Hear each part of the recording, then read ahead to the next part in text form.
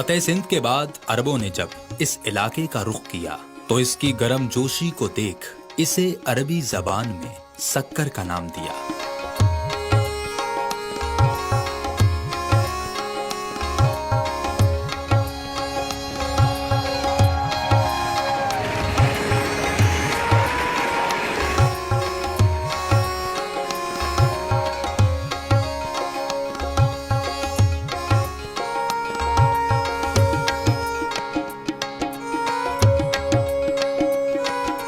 یہاں بھی جدت حواس سے ہاتھ ملاتی ہے، جہازوں کی پرواز بیگم نصرت بھٹو ایئرپورٹ پر آتی ہے۔ رقبے میں تیسرا اور آبادی میں اس شہر کو چوتھا لکھا جاتا ہے۔ اسے گیٹ وے ٹو سندھ بھی کہا جاتا ہے۔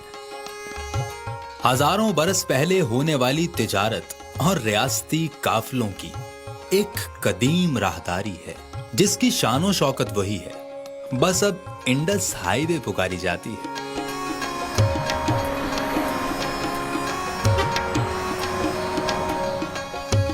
یہاں دریا کا نظارہ قریب سے لیا جاتا ہے، یہاں شوق سے سفر کشتی میں جو کیا جاتا ہے۔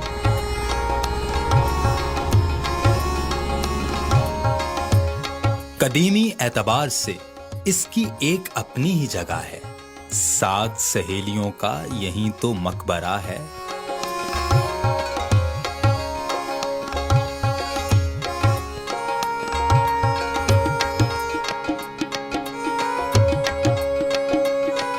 لینس ڈاؤن برج جو مقامی زبان میں ہے کینچی والا پل، مضبوط لوہے سے بنا اس کا منفرد آرکیٹیکچر جائے سیاحوں کے دل میں گھل۔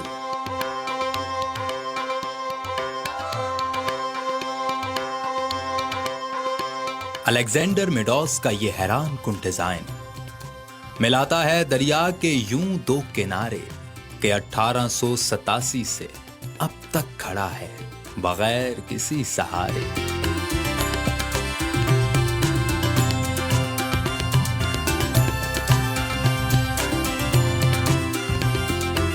یہاں کی سرزمین میں انتہا کی مٹھاس ہے، تبھی تو پاکستان میں سب سے میٹھی کھجور اسی کے پاس ہے۔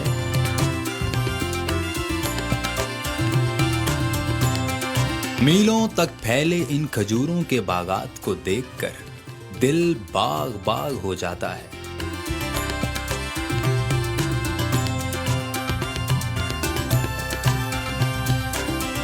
یہاں پر گرمی کا جو زور ہے، سالے پٹ تحصیل کی ٹھنڈی سردائی ہی اس کا توڑ ہے۔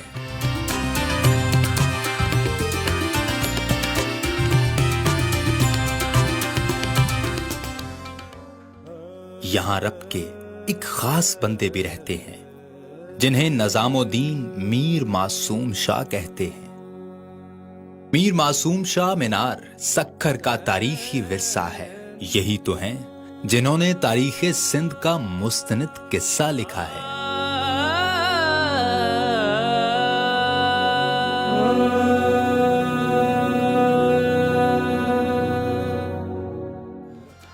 یہاں زندگی کیسے ہوگی بیزار، ہر وقت رونق سے جو بھرا رہتا ہے یہاں کا گھنٹہ گھر بازار۔